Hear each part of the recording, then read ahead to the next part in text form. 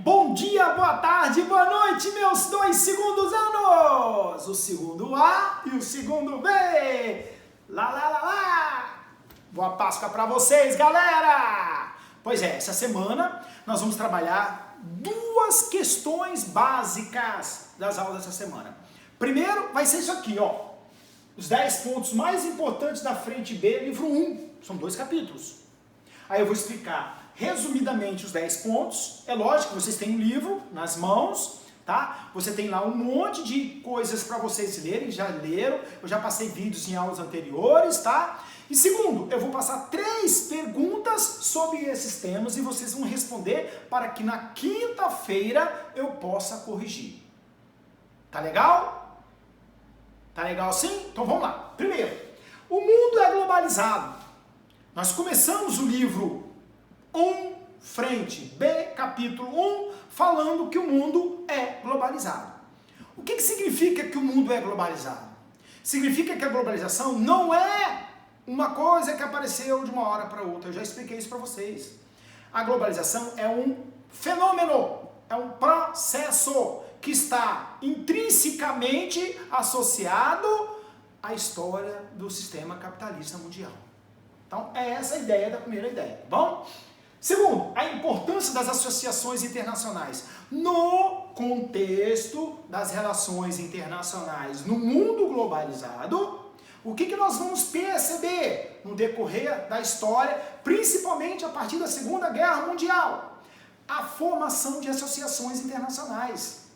Qual o objetivo dessas associações internacionais? O objetivo é defender os seus países membros. Então existe o G8, que o seu livro não cita, existe o G20, existe a OMC, que o seu livro cita, existe a OPEP, que o seu livro não cita, existe um monte de organismos internacionais cujo objetivo é exatamente dar voz, dar vez, dar, vamos colocar assim, interação dos diversos países com a economia mundial, tá bom? Terceiro, o comércio no mundo globalizado. Primeira coisa que vocês têm que saber, o comércio mundial não é um fenômeno recente. A história do comércio mundial remonta à antiguidade. Só que ele se dividia em comércio mais local, mais continental, e a partir do século XIX, principalmente, esse comércio, não vou colocar século XIX, eu posso ir até mais antes do que isso, tá? O comércio passou a ser globalizado, começou a ser global. E esse comércio globalizado, ele é marcado por quem compra o quê e para quem. Na prática, eu estou querendo dizer o quê? Quem compra o quê? Para quem você compra? De quem? Então, na prática, também, o que você sabe fazer? Qual é a sua especialidade? Qual é a sua especialização? É isso que fala da DIT. A DIT significa Divisão Internacional do Trabalho, que é essa sequência de gráficos aqui, ó. Vê se dá para ver.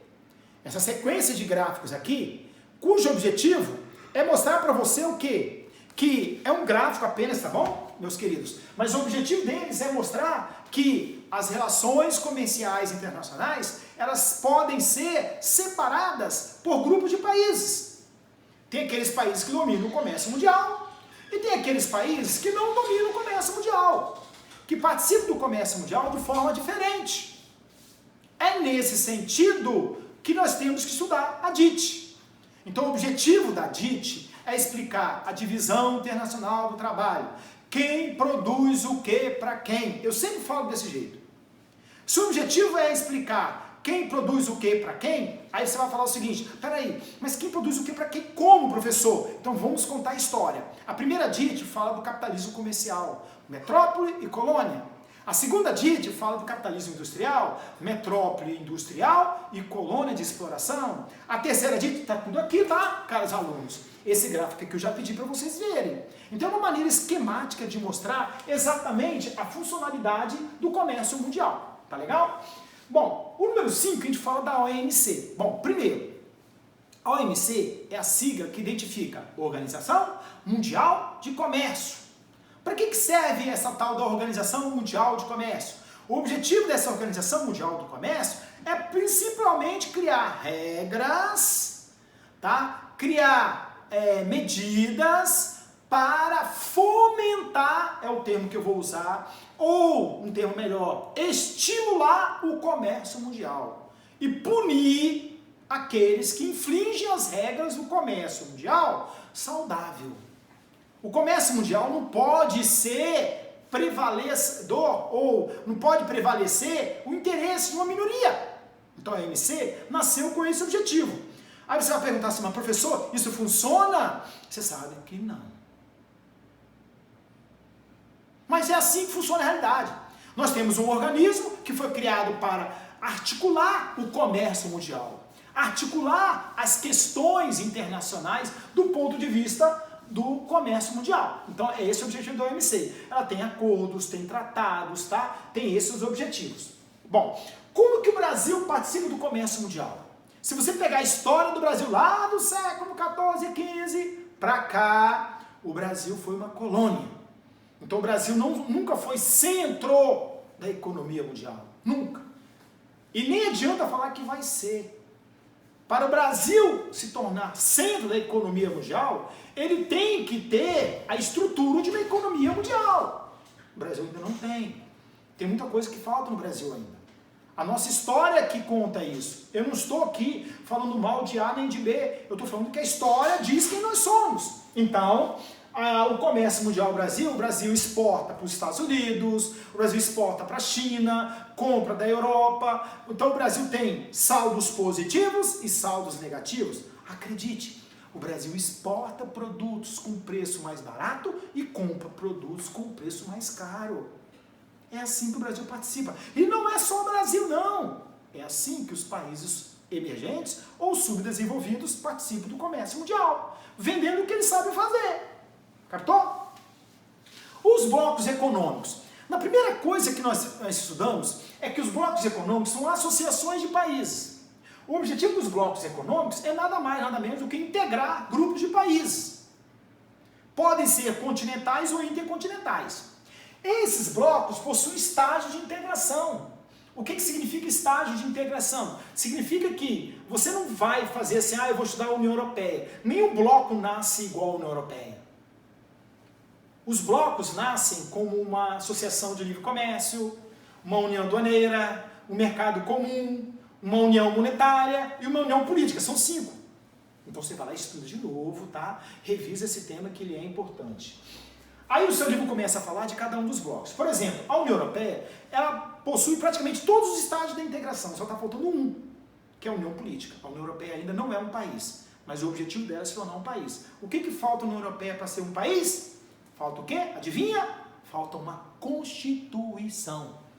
Mas o que a União Europeia já tem que é característica de um país? Tem moeda, tem Banco Central, tem bandeira, tem hino nacional, tem fronteira. O que falta na União Europeia para se tornar um país de fato? Uma lei comum. Agora, como é que você pega 28 países e separa a lei de todo mundo e vira uma lei só? Isso é complicado, cara. Então isso vai demorar. Tá? O NAFTA é um acordo comercial que envolve Estados Unidos, Canadá e o México. É uma zona de livre comércio. Só pode comercializar produtos, tá? Mexicano não pode ir para os Estados Unidos, não, porque o senhor Trump coloca um muro lá. Então é um acordo de livre comércio. Só pode circular mercadorias, não pessoas. Tá? A APEC é uma associação dos países da Ásia e do Pacífico, envolvendo a costa do Pacífico. Vamos voltar aqui para o mapa. Envolvendo países daqui da costa da América e os países do leste da Ásia. Então envolvem países desenvolvidos e subdesenvolvidos. Dizem os livros, no seu, possivelmente vai estar escrito isso, que esse ano 2020 era o ano que a PEC ia funcionar. Será? Com essa crise do coronavírus, com essa pandemia, a gente não sabe como é que estão as negociações para esse mercado se tornar o maior mercado do mundo, tá bom? Vamos para o quadro de novo. O Mercosul pode ser considerado, de todos os acordos comerciais, os blocos econômicos de países pobres, o Mercosul é o único que deu certo entre linhas, ou entre aspas, ou por detrás dos panos. Porque os maiores interesses do Mercosul chamam-se Brasil e Argentina. Paraguai, você sabe que é um paraíso fiscal, né? É um país que vive de produtos irregulares. E o Uruguai é um paraíso fiscal. normalmente é essa a estratégia que a gente estuda. Então o Mercosul, ele sempre nasceu em 86 como objetivo, em 91 entrou com o Mercosul, aí foi, já passou, assinou uma vez, desfez um acordo, tem dia que o Brasil está bem, a Argentina está mal, tem dia que a Argentina está mal, o Brasil está bem. Por exemplo, teve uma época no passado aí que os governos do Brasil e da Argentina tinham a mesma linha política, mas esquerdista. Aí os dois estavam juntos. Agora não, a Argentina tem um governo de esquerda e o Brasil tem um governo de direita. Então o Brasil agora está meio assim com a Argentina. Então o Mercosul funciona baseado naquilo que o Brasil e a Argentina pensam, tá? A ALCA foi um sonho americano de criar uma área de livre comércio de toda a América, com exceção de Cuba. A ALBA é uma área livre bolivariana, seria uma alternativa à ALCA, seria um sonho socialista na América. E o acordo do Transpacífico, né, é um acordo que envolveria aos países da Orla do Pacífico. Então, na prática, meus queridos, todos esses blocos econômicos aqui, eles possuem ações no mundo globalizado. E essas ações são chamadas de multilateralismo. Então, eles agem em conjunto, eles agem em bloco. Essa é a característica da economia mundial do ponto de vista atual. Os blocos econômicos. É lógico que eu estou passando para vocês aquilo que está no livro, em linhas gerais. Nós podemos dizer que nós temos aí o presidente atual dos Estados Unidos, que é um pouco contra esse multilateralismo. Ele é mais a favor do unilateralismo, mais a favor de atitudes mais pensando nele próprio, no país dele. Mas isso é um tema para se debater quando tivermos mais tempo. Então não se esqueçam, eu expliquei de forma bem resumidinha os 10 pontos, eu vou passar 3 questõezinhas para vocês fazerem, vocês respondem e quinta-feira eu passo no gabarito. Beijo no coração, tchau!